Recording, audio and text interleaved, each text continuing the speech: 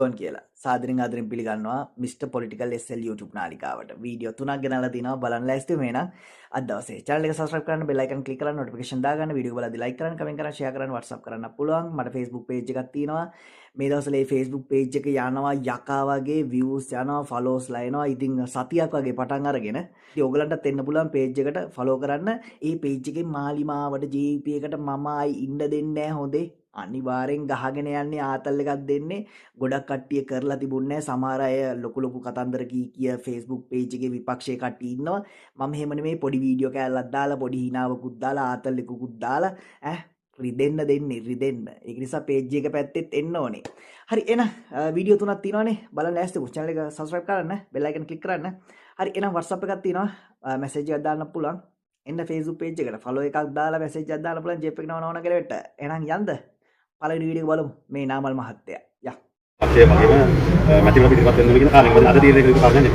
ඔබතුමාට යම් ලොකු බලවේගයක් තියෙන පක්ෂයක් යම් කිසි දෙයකට ඔබතුමාලා එකතු වීමක් තුලින් ඔබතුමාගේ පක්ෂයට අහිතක් වෙන්නේ නැද්ද අගතියක් වෙන්නේ නැද්ද කාන්ත එකතු දැන් එකතු වෙන්න හදන පක්ෂ දෙකක එක්ක ප්‍රධාන පක්ෂ දෙකක් ආරාධනා කරලා තියෙනවා අපිට එහෙම වෙන අවස්ථාවක ප්‍රස්තාව දුන්නා කන්දක් නේ මොනවා පායකට වෙන හදනවා කියන පක්ෂ දෙකේ නම් දෙක දුන්නොත් මට බලන්න ඔව් සදබයි UNP එකයි ඒ දෙක එකතු වෙන්න හදනවා ඒ දෙක එකතු වෙන හොඳයි ඔව් එතකොට ඔබතුමාට අවාසියක් වෙනවනේ ඒ දෙක එකතු වෙලා ඉන්නකොට අපි කන්න දින්න හරි දෙන්න දැන් ආයේ දෙන්න එකතු වුණා කියලා අලුත් දෙයක් නෙවෙයි මම හිතන්නේ දෙන්න එකතු වෙන්න ඕනේ තරහ ලයින් එක හොඳයි ඒක පළාත් සභාව මොකද මේ පළාත් සභාව නැතිවන්නේ නැහැ වගේද මේ මන් දිනුවා දැන් පළාත් සභාව නැතිවෙලා තියන්නේ මම හිතනවා මේ ආණ්ඩුව උතුර ජනතාව වෙන්නේ නැහැ උතුර ජනතාව කියන කාල අඬක් නැත්නම් විශේෂයෙන්ම උතුර ජනතාව ඉතින් ඒ ඉඳ එයාට පළාත් සභාව නැතිවෙන්න තියයි කියලා මම හිතනවා ඒ වගේම තමයි දකුණු පළාත් සභාව දැන් මම හැමතුරු වෙනවට ආණ්ඩුවරුපත් කළා තියෙනවා ආණ්ඩුවරුගේ මතයට වැඩ කරනවා එහෙම නැතුව ජනතාවාදී කියන මේ කතා කරන්නේ ඡන්දයෙන් පත් වෙන අයට ඒ පාලනේ දී කියලා මම හිතනවා එතකොට ඔබතුමාලගේ දැන් මේ වෙනකොට තනි පක්ෂයක් රට පාලනය කරනවා. ඉදිරියට ඔබතුමා පාලනය ගන්න නම් ඔය තියෙන දේ එකතු වෙයි.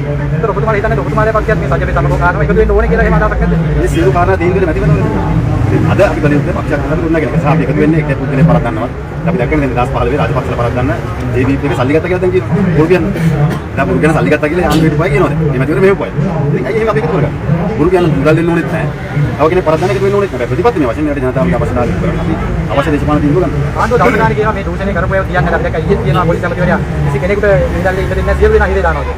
මම එතුමා කියන්නේ නැත්නම් ගලන්න පුළුවන්. දැන් එක සත්‍යයක් කියනවා කිව්වේ. ඒක. ඔය මම කන්ටේ 323 පරායන් පැන්නුවේ. ඒක. ඒ වගේම එතුමා මතක් කරලා දෙන්න දෙන්නේ කුඩු කන්ටේනර් එක.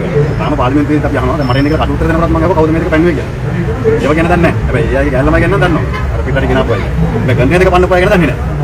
මම දැන් පොලිස් ඇමතිවරයා කියන්නේ නැත්නම් ගල්ලම් ගුවන්තාව සම්බන්ධයෙන් කුඩු කන්ටේනර් එක සම්බන්ධයෙන් වරායන් පන්නපු කන්ටේනර් 323 සම්බන්ධයෙන් දැනි නීතිය ක්‍රියාත්මක කරනවා කියලා වෙන්නේ නැහැ. ජනතාව බලාපොරොත්තු නැහැ. දැන් ගැටි රාජපක්ෂ මහත්තයා ඒක ගන්න බලාගෙන ඉන්නවා කියලා තමයි කියන්නේ. ඔය දෙකම මල්ලා ඉතින් ඔය හැමෝම බැසි මහත් එක්ක මට සම්බන්ධයි. මම පහය කියන්නේ දන්නද? ඉතින් එයාට බලන්න බැසි මහත්තයා කෝල් එකක් දාලා අහන්නේ මට. ඔබතුමාගේ මව සහ ඔබ උසාවි ඉදිරි අරන් ගියා. එතකොට ඒගොල්ලෝ කියනවානේ මේක තාම ඉවරයක් නැහැ. තාම මේ පටන් ගත්තා විතරයි කියලා. ඒ කියන්නේ අභ්‍යන්තරේ තාම මොනවා හරි ඒගොල්ලෝ හොයනවා. ඔය අයම තමයි 2015 දුසුන වල කම්පැනි ඉඳලා ඔය නඩුව ඔය විදියටම කො ගෙන්නුවේ. ඒ අය තාම ගෙන්නනවා. එන්න කෙනෙක් උලා ගෙනවා. ඕනනම් මම අර කිව්වා කියලා පවුම් අන්නේ මාළි දාගෙන පල්ලත් එක්කන් ඉඳන් ගෙනලා බලන්න. ඔබතුමා දැන් අපිට පේනවා මේ ආණ්ඩුව කියන්නේ දූෂිතයෝ ඔබතුමාලා ඉරේ දාන්න සූදානම් කියලා. නමුත් පනත් දෙන්න නම් මේ ගෙවල් කුණි පනත්. ඒ කියන්නේ ආණ්ඩුව එක පස්සේ කියලා තියෙනවා. අර පිටකොට නියයිනේ. පිටකොට කාර්යය පිටකොට ගහලා දුවනවා මෙන්න පිටකොට කාර්යයක් ඉන්නවා කියලා සාමාන්‍ය මිනිස්සෙක් පස්සේ. අද අහිංසක මිනිස්සෙක් කියනවා පිටකොට කාර්ය බේරෙන්න. ආණ්ඩුවක් පිටකොට න්‍යාය තමයි අනුගමනය කරන්නේ. ආණ්ඩුව ගල්ලම් ගෝණි වරන් ගන්න කම. කැබ්බෙක් 17ක් ගෙනල්ලා අනවශ්‍ය විදිහට මුදල් වියදම් කරන කම. අනිත් පැයට හොරා කියලා කියනවා. වෛද්‍යවරුන්ගේ ඉල්ලීමක් තියෙනවා. දැන් මේ කැබ්බෙක් 17ක් කියන එක පැත්තක තියලා. මේ මුදල් වලින් වෛද්‍යවරුන්ගේ ඉල්ලීම හංගන් දෙන්න පුළුවන්. රෝගීන්ට අවශ්‍ය බෙහෙත් ටික ගෙනත් දෙන්න පුළුවන්. දැන් ආණ්ඩුව මොකද කරන්නේ? වෛද්‍යවරුන්ගේ හෝ මේ රටේ වෘත්තිකයන්ගේ ඉල්ලීමකට හංගන් දෙන්නේ නැති ආණ්ඩුව Tamanට කැප්පා දිනලා කියනවා. මේක කියන්නේ ණයට.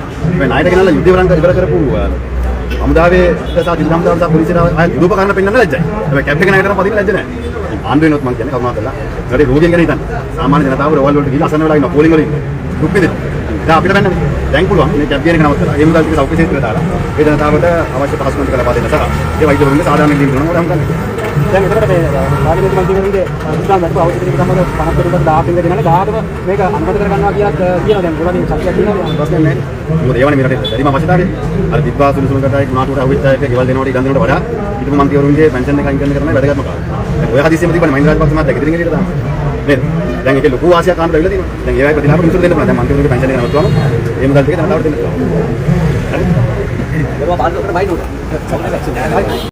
මට දැන් කියලා තියෙන්නේ මෙච්චරයි නාමල් මහත්තයා නම් ඇඟට දැනෙන්නේවත් නැහැ මිනිහට මේ බය කියන සීන් එක මුන් හිරේ දාන්නේ කොහෙද නාමල් මහත්තයාව දැන් අවුරුදු එකමාරක් ගිහිලා තියෙන්නේ අර බොරුවට තාමත් සද්දේ දානවා ඩෝබිලා පොඩ්ඩක් අර ගැසෙන්න පුළුවන් නම් දාන්න, හෙට පුළුවන් නම් නාමල් හිරේ දාන්න.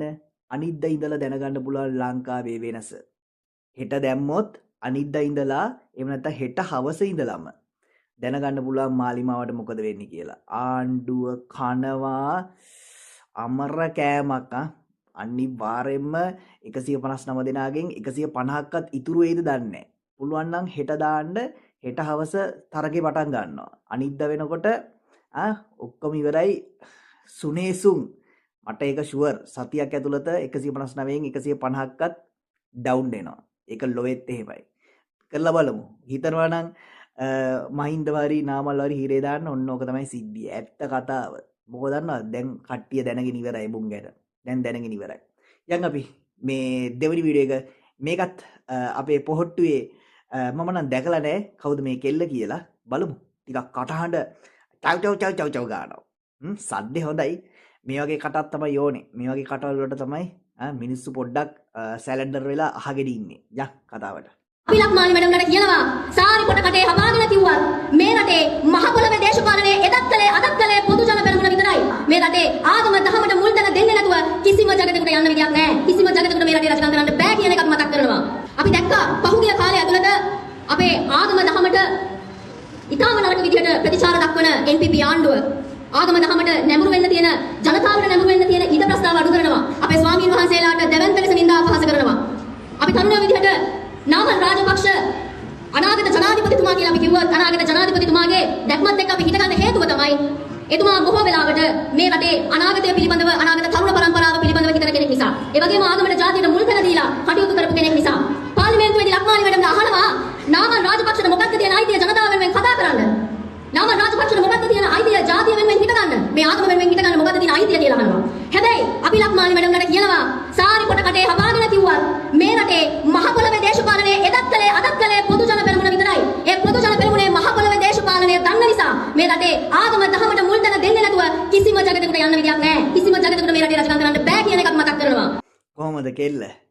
මේ වගේ තරුණ කටවල් තමයි දැන් එන්නේ පොජ්ජන පෙරමුණට. හරි එහෙනම් ඒකත් එක්ක අපි යන්න හදන්නේ මේ තුන්වෙනි එක. මේ අර ආගම් ප්‍රශ්න මේ දවස්වල ගොඩක් යනවා. ජාතිවාදී අවුස්සන අරකයි මේකයි කියලා අපිට බයිනවා. අපි නෙමෙයි කරන්නේ ඒක අනුරමයි කරේ. මතක ඇතිනේ යාපනයට ගිහිල්ලා කිව්වා අන්තිමට මේ පන්සල් බහුව කරගෙන එනවා මෙහෙමයි එන්නේ ඉඩමටයි අරකටයි මේකටයි කියලා. මතක ඇතිනේ. හරි අපි යන් මේ හාමුදුරන්ගේ කතාවට. බලාගෙන ඉන්න අපිට දැනිච්ච දෙයක් තියෙනවා. ඒ දැනිච්ච දේ තමයි මේ යන ගමන හොඳ නැහැ කියන එක. යම් විසින් කලබවන අනවශ්‍ය මතවාද සහ අනවශ්‍ය ක්‍රියාවන් නිසා මේ අසරණ ජනතාව කුලප්පු වෙලා මේ රටේ වැරදි මතවාදයන්ට පැමිණෙනවා කියන එක මම සිහිපත් කරන්න කැමතියි. මේ රට අවුල් කරන්නේ ඒ බඳු අය. විශේෂයෙන්ම තරහ වෙන්න එපා ඇතැම් දේශපාලඥයන්. හැම දේශපාලඥයෝම නෙවෙයි. ඇතැම් දේශපාලඥයන් විශේෂයෙන් කියන්න ඕනේ වර්තමාන දේශපාලඥයන් ජනාධිපතිතුමා ඇතුළු බොහෝ දෙනෙක් මේ වැරදි මතවාදය තුල පිහිටමින් අපේ රට අවුල් කරන්න කතා කරනවා. ඇත්තටම ඉතින් ආයි ඇතැම් දේශපාලනයන් කියලා වෙනම එහෙම මෙහින් කියන්න ඕනේ නැහැ. කෙලිම අනුර. ඒ වගේම JVP කාලකන්ණි ටික, මාලිමා සෙට් එක, පාපිසි සෙට් එක. ඕගුන් තමයි බුද්ධාගම හැමදාම මම මගේ channel පටන් ගත්ත දවසේ ඉඳන්ම කිව්වා. ඉතින් ඒ වීඩියෝස් දැන් නැහනේ. මම කිව්වා බුද්ධාගමට එහෙම එක එක සෙල්ලම් දාන්න, එක එක කතන්දර කියන්න, ඒව මේව කරන්න, පිළිම ගලවන්න, පිළිම කඩන්න, අරව මේව කියන්න. එතකොට වැරදි වචන කියන්න, හාමුදුරුවන්ට බයින්න, ඒව මේව කරන්න යන්න එපා. අනිවාර්යෙන් ඔයාලගේ කාලය අඩු වෙනවා මිසක් වැඩි වෙන්නේ නැහැ. ඒක තමයි හරි විදිය. ඒක තමයි මම ඔයගලන්ට කිව්වේ. ඉතින් ජෙප්පන්ට ඉතින් ඕක තේරුම් ගන්න බෑ. හැමදාම මොකක් හරි බුද්ධාගමට කියලා මොකක් හරි කෑ ගහලා අන්තිමට උන්ගේ කාලය උන් අඩු කර ගන්නවා ටික ටික දවසෙන් දවස. හරි එහෙනම් අද දවසේ වැඩසටහන අවසන් කරනවා. අපි එන ඊළඟ දවසේ යමු. අයබෝවන්.